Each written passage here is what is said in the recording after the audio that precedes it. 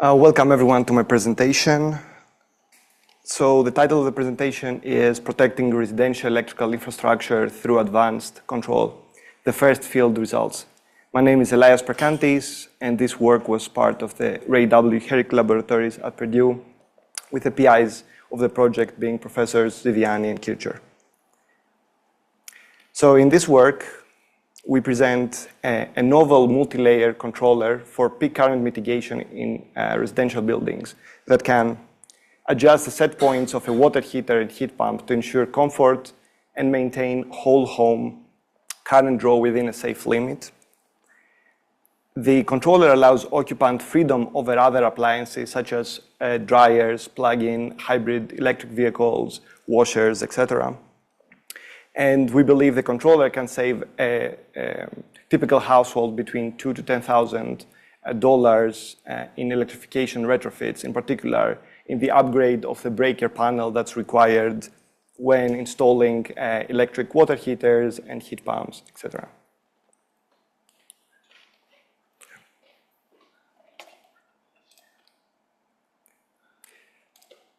Perfect. All right, sorry for that. So let's discuss about the problem and why this work we believe is meaningful. So recent work has highlighted that in the US building stock, there is a limitation on the break-in panel rating and the service to utility. So this service is the wires that connect your house to the main power distribution. And especially vulnerable are older homes as well as homes in colder climates.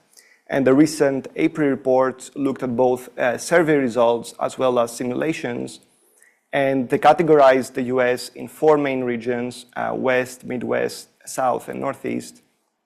And they found that a significant percentage of houses in the Midwest and Northeast had breakers sized below 100 amps, 40% for the Midwest and 32% for the Northeast, which wouldn't be sufficient for most households to switch over to a heat pump and other electrical appliances. And in this figure, what they did was they simulated the results of their surveys for different electrification scenarios, and they calculated the numbers in millions of households that will need to upgrade their panels across the country. And we can see that the Midwest and the Northeast have a significant portion of the pie, and if each household has around, let's say, $5,000, we can see there is a significant value proposition to a technology that can allow households to electrify without upgrading their panels. So I think everyone knows what an electrical panel is. Everyone has seen one in their houses, but I'll briefly go over it. So electrical panels are there to protect wires on their peak current rating, and breakers can be separated between sub-circuit breakers and the main breaker, which connects the whole of the home to the utility.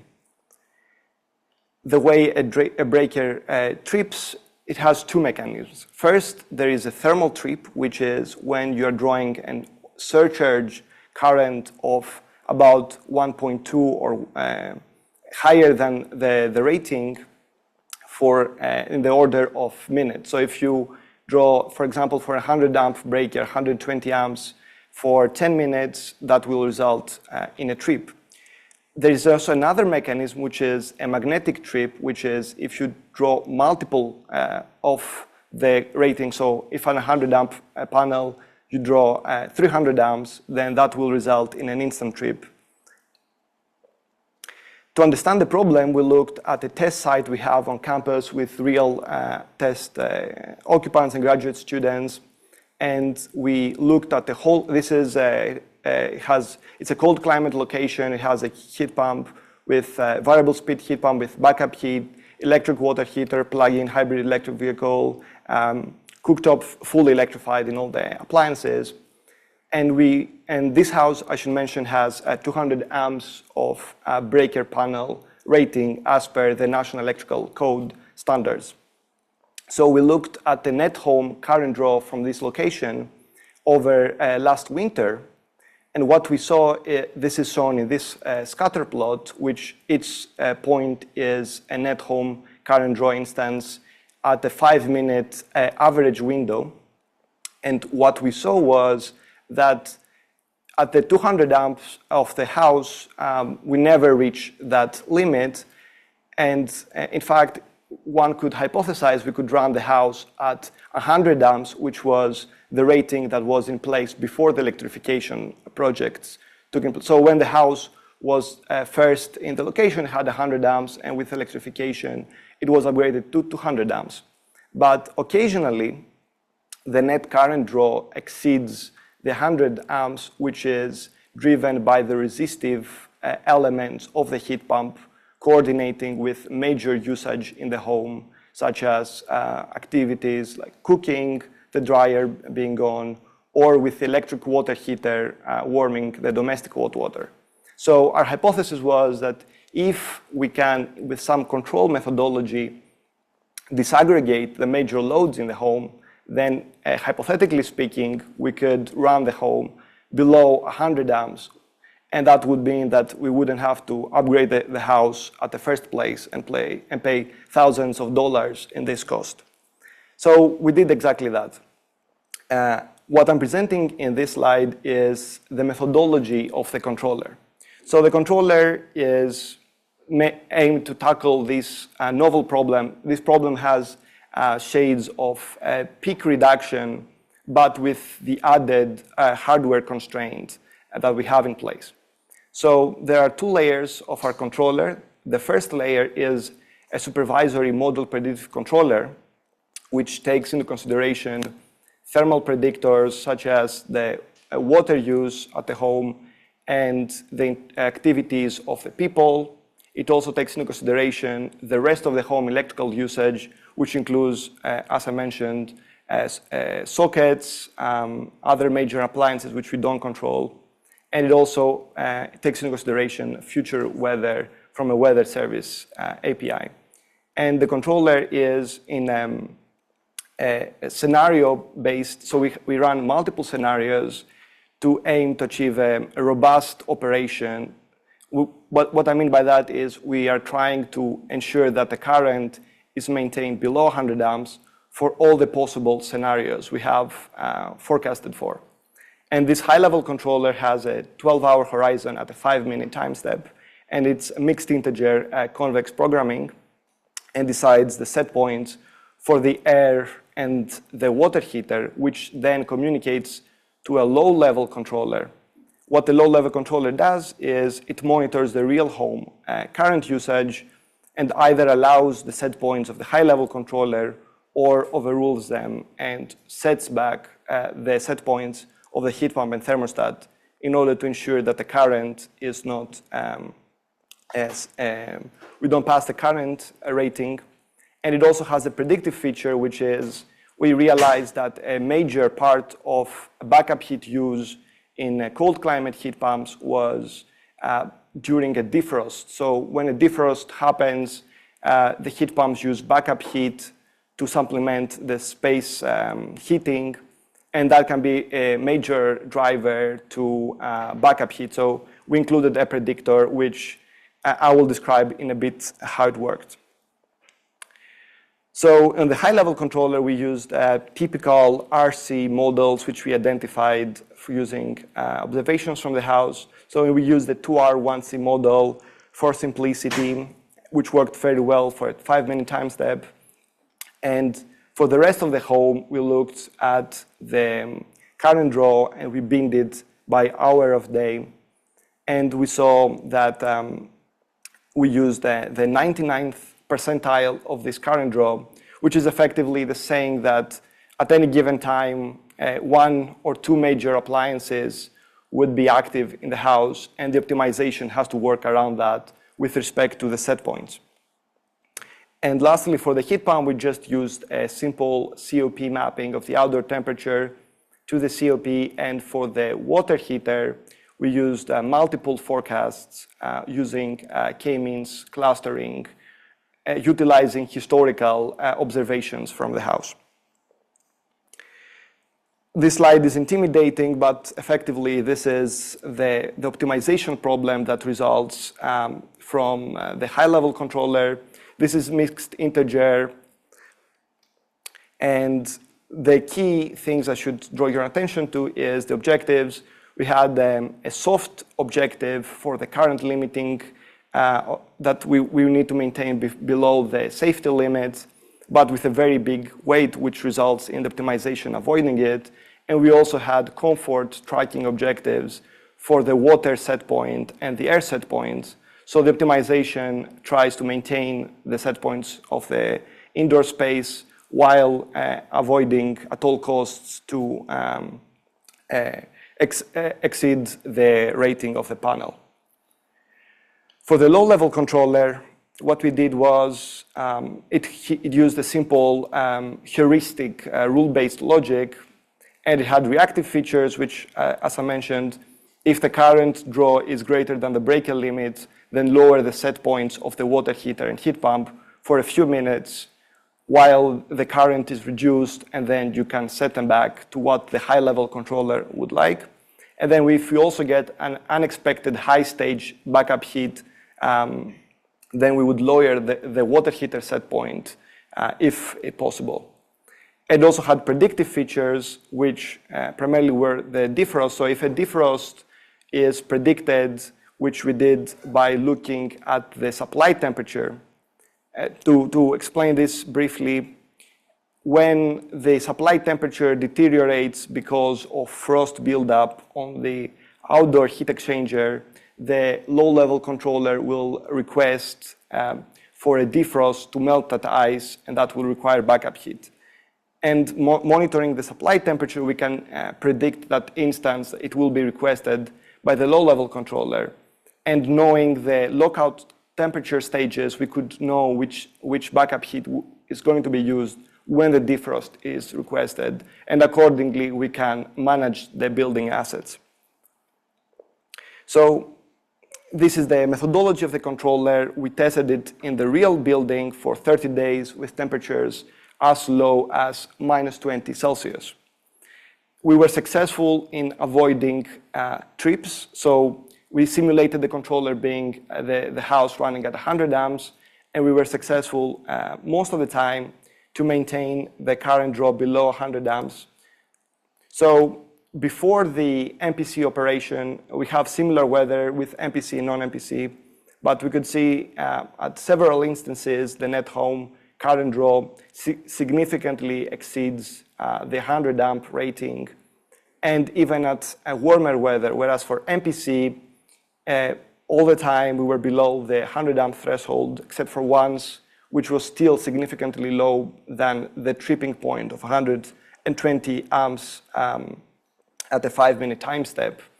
And this, what happened was we had some unexpected water usage late in the night on a very cold day, which we hadn't accounted for, but we added some additional water preheating, which eliminated this behavior later in the testing.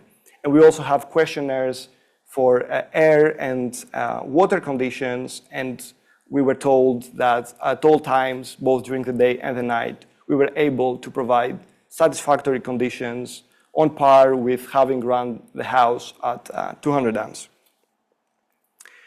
This is a complicated figure which I will briefly go over, but effectively what I'm showing is 2 days, one without MPC and one with MPC. The non-MPC day was at around 0 degrees Celsius, whereas the MPC day was for -15, but regardless of that, MPC was able to always avoid the trip shown here by the solid line by lowering the set point briefly at the times when it was about to do so, and then recovering at a later time of day.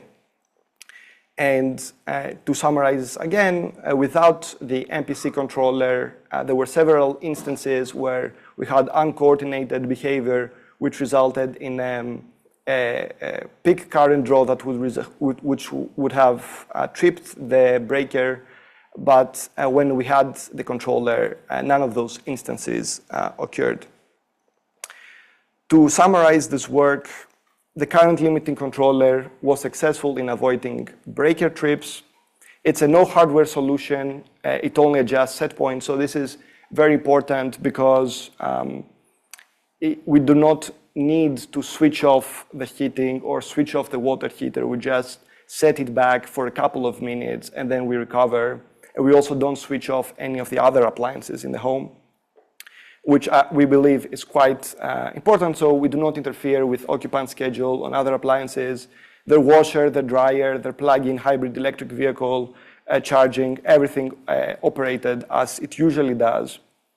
And we believe that this can significantly reduce the upfront cost of electrification in older homes or homes in cold climates that are gas dominated. There are some limitations, unfortunately, to this work. The first being that currently this procedure is outside the National Electrical Code. So the National Electrical Code does not allow for control solutions, only for hardware solutions. So we need to engage with them to gauge if this is a potential pathway. We're also wondering whether with heuristics we could deliver some similar performance, because the controller had some significant both computational cost and development of all the required models for the water heater and heat pump. The next thing is we would like to extend this work on a level 2 EV charging and multifamily homes, each one having its unique problem and challenges. And we would also like to understand the limits of the controller. So we tested it and it worked at one house, but as you increase equipment capacity, as you put in more equipment, then it's not necessarily possible. We don't have explicit guarantees that the controller would work across all systems. So in conclusion, I would like to thank for the financial support, the Center for High Performance Building at Purdue and ASHRAE and the NASA Foundation for sponsoring me during my PhD, and for technical support, Train Technologies, and Train Manufacturing. These are the references used in this work, and thank you. Do you have any questions? Yep, we have time for questions.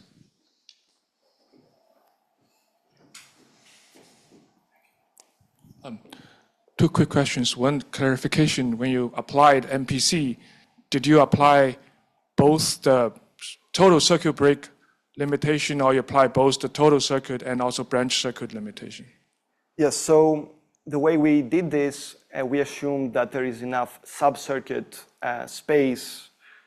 So we assume that at a 100 amp breaker, there is enough space in the panel and circuitry to power each one of the sub-appliances. Okay. But just that the main breaker is always maintained below 100 amps. So the net of all the systems. Yes.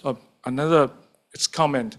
I think when you show the field use results, one is non-MPC is relatively milder, higher temperature than the MPC date. Yes. I think it's good, but also I've been thinking, because you mentioned frost defrost, on higher temperature freezing day 0, the red line showing it is more subject to freezing defrost. Right. But when you get a little bit colder, the temperature get dry. You have fewer defrosts. Yeah, so I just wondering whether you have planned to show similar ambient temperature time. Yes, so we are extending this to a journal, and we'll show on similar days.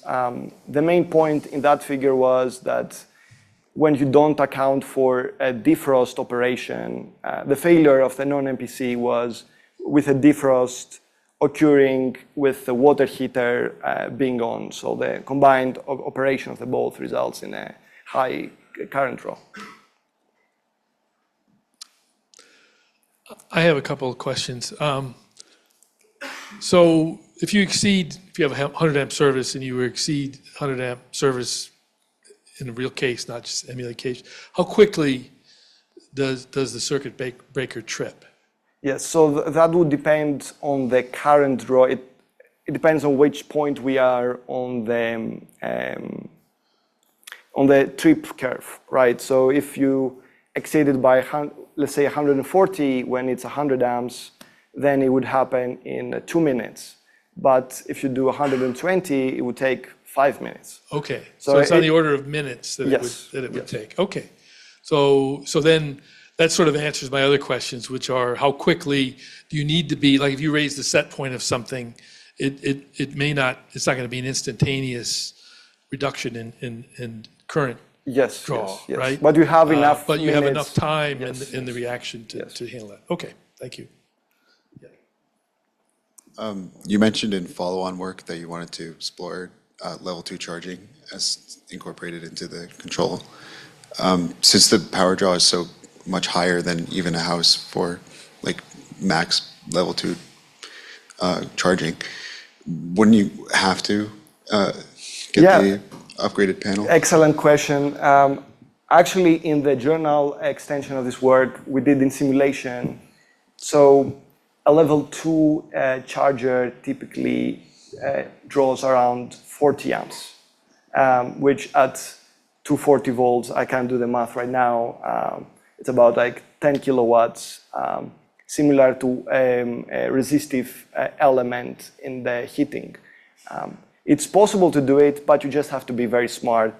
And the space you have is much smaller. So what the optimization does, and again, we talk more about it in the simulation, but it ramps up the heating for a little bit of time, then stops the EV charging, then sets it back, the heating, so there is no backup heat, and just runs the compressor, and then runs the charging at maximum and oscillates them.